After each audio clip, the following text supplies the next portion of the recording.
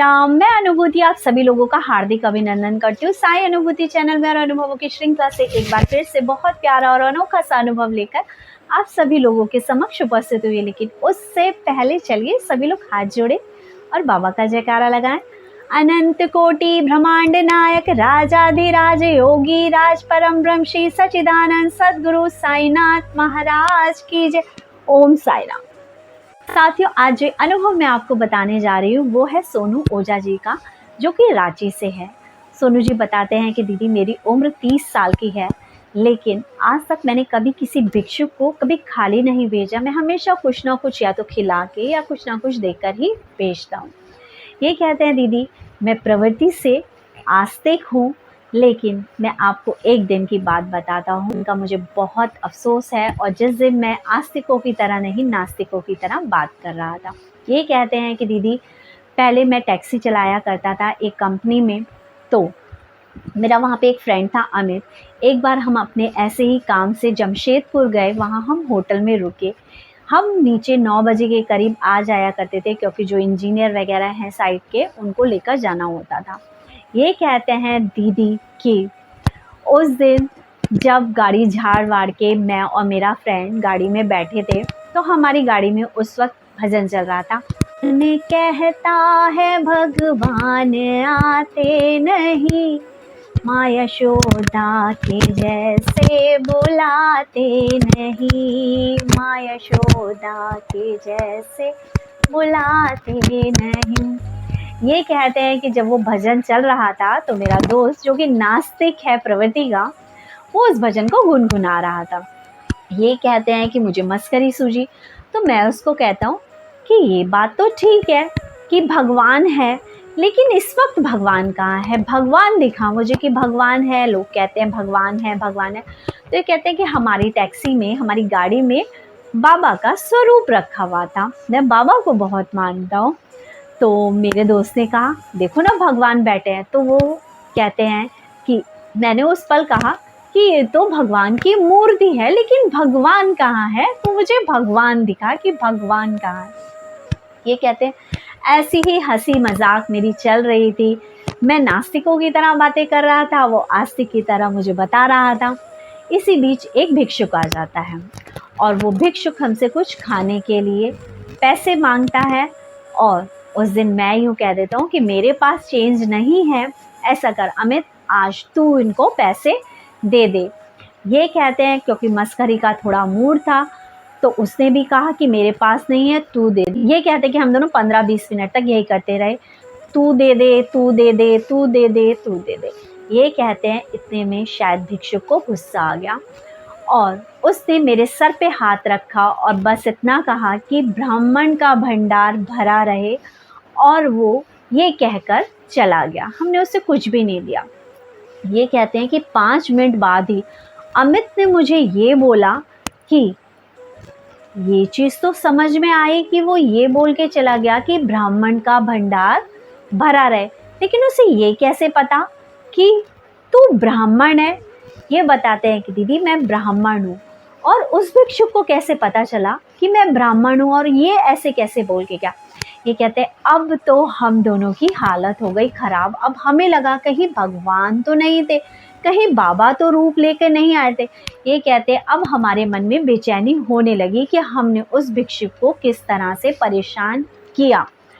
अब ये कहते हैं कि हम दोनों उस भिक्षुक को ढूंढने के लिए जाते हैं। कम से कम 15 या 20 मिनट ढूंढ ढांढ के हम उस भिक्षुक का पता लगा लेते हैं और उस भिक्षुक के लिए हम बिस्किट और खाने का सामान लेके जाते हैं और उनसे कहते हैं कि एटलीस्ट आप इसको, एक बिस्किट ही है आप खा लो।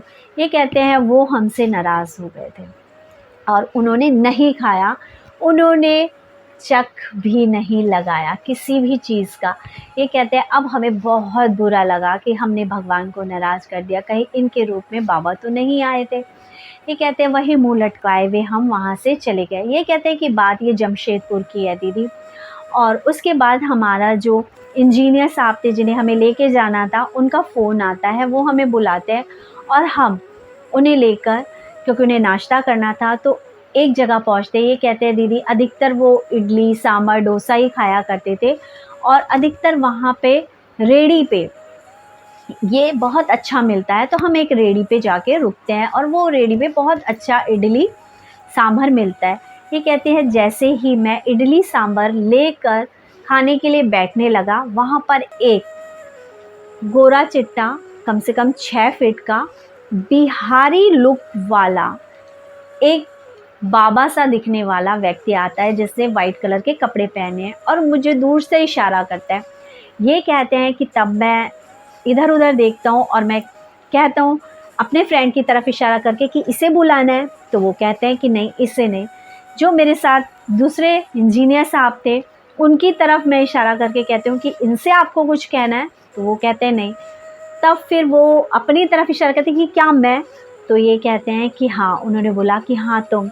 ये कहते हैं कि मैं उसके पास जाता हूँ। ये कहते हैं कि उनकी आभा एक अलग सी थी जिस व्यक्ति ने मुझे बुलाया।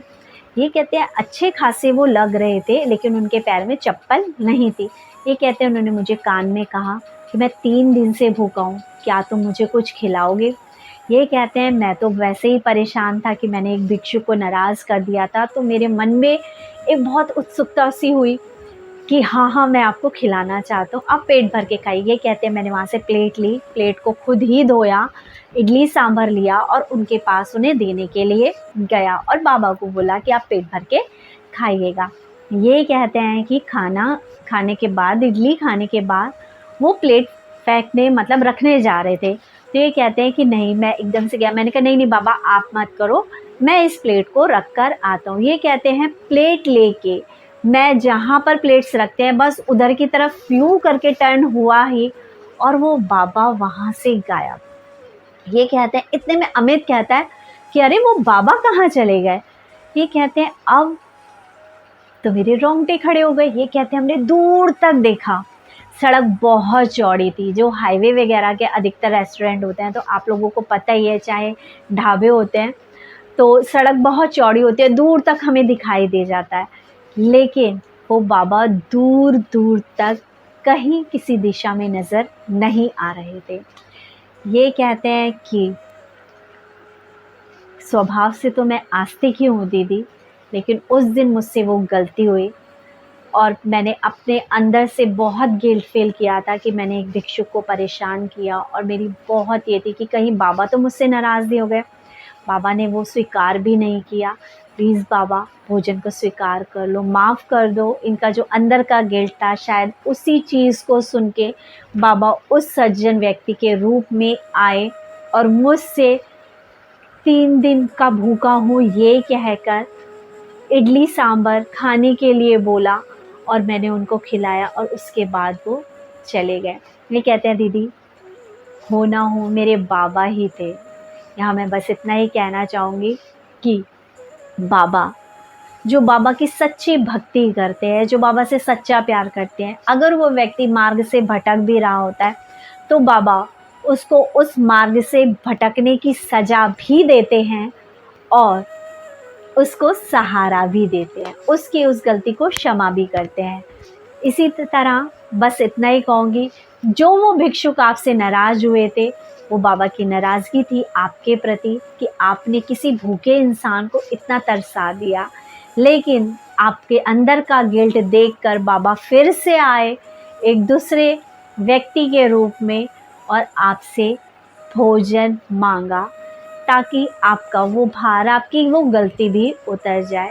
बस इतना ही कहना चाहूँगी कि हम बहुत से लोग हैं ऐसे, जब हमारे सामने कोई भिक्षुक मांगने आता है, आजकल तो जो ये ट्रेंड भी चला हुआ है कि हम पैसे नहीं देंगे और हम खाने के लिए नहीं देंगे, कि इन्होंने तो अपने बहुत बड़े बड़े घर बना रखे होते, तो मैं सिर्फ इतना कहूँगी कि वो उसका कर्म है कि वो मांग रहा है, ये हमारा कर्म है कि हम उसे दे रहे हैं। ईश्वर ने हमें देने वाला बनाया है। यदि कोई भूखा आपसे खाने के लिए मांगे तो मॉडर्न ज़माने की थॉट ना रख के अपने जो हिंदू धर्म की सोच है कि कोई खाने के लिए मांगे, कोई मांग रहा है तो अपने सामर्थ्य के अनुसार उसको ज़रूर दें। ना जाने किस रूप में आपका कौन सा कर्ज चुक जाएगा इसी माध्यम से। अन्नदान सबसे बड़ा दान होता है। कभी भी आपसे कोई खाने के लिए मांगे तो उसे मना ना करें। और इसके अलावा सोनू जी, यहाँ मैं सिर्फ एक ये भजन जो कि मुझे अचानक से अभी याद आया, मैं गाना चाहूँगी। ना जाने किस रूप में तुझको नारायण मिल जाएगा, ना जाने किस रूप में तुझको नारायण मिल जाएगा, निर्मल मन के मंदिर में तू राम के दर्शन पाएगा, ना जाने किस रूप में तुझको नारायण मिल जाएगा। और हमारे बाबा के तो अनुभव ही ऐसे है कि बाबा ने किसी भी रूप में आकर अपने डिवोटीज़ को दर्शन दिए हैं। बाबा किसी जानवर के रूप में भी आ जाते हैं, क्योंकि बाबा ने कहा है कि हर जीव जंतु में मेरा ही अंश है, इसलिए कभी जीव जंतु को भी तिरस्कृत मत करो। बाबा अपने समय में ना, जो बाबा भिक्षा मांगकर भी भोजन लाया करते थे, उस भिक्षा का जो भाग था वो भी वहाँ पे जो रहने वाले जानवर थे, कुत्ते थे, सूअर थे, बकरी थी, चिड़िया थी, वो खाया करते थे। तो जब बाबा ने अपने होने पर इन सब चीज़ों के लिए मना नहीं करा, तो बाबा के भक्त क्या किसी को भोजन के लिए मना करेंगे, कुछ देने के लिए मना करेंगे? नहीं ना। यदि कोई वाकई ही आपको ज़रूरतमंद लगे तो आप उसका भला ज़रूर करिए, क्योंकि उसका भला करने में उसको आप शायद 1 रुपये का दान कर रहे होंगे, लेकिन बाबा कहते हैं कि यदि कोई मुझे 1 रुपया देता है तो उसका 100 गुना मुझे उसे वापस करना पड़ता है। तो बस यही कहना चाहूँगी कि चैनल को ज़्यादा से ज़्यादा शेयर करें, लाइक करें, सब्सक्राइब करें। और हाँ, जो प्यारे प्यारे अनुभव आप अभी अपने पास रख के बैठे हैं, जैसे आपने सोनू जी के अनुभव को सुनकर आनंद लिया और बाबा के प्रति आपका जो प्यार था और बढ़ गया कि बाबा किस तरह से आते हैं, हो सकता है जो आपका अनुभव हो उसे सुनकर किसी दूसरे के मन में भी बाबा के प्रति उतना ही प्यार, उतनी ही भक्ति जाग जाए। तो चलिए, क्यों बैठे हैं, नंबर डायल कीजिए और अपना अनुभव शेयर कीजिए। ओम साई राम, जय साई राम।